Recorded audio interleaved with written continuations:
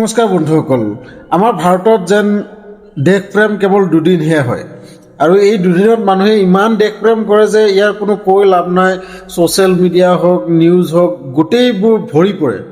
কিন্তু ২৭ জানুৱাৰী বা ১৬ আগষ্ট হোৱাৰ লগে লগে আমি যিমান উল্লাসেৰে এই ২৬ জানুৱাৰী বা ১৫ আগষ্ট উদযাপন কৰোঁ, সিমান অভদ্ৰামীৰে, সিমান নিৰ্লজ্জতাৰে আমি এই জাতীয় পতাকাবোৰ ৰাস্তাৰ কাষত বা য'ত কাচৰা জমা হৈ থাকে সেইবোৰত, ডাষ্টবিনত এনেকুৱা ব্যৱহাৰ আমি নিজৰ জাতীয় পতাকাৰ সৈতে কৰোঁ।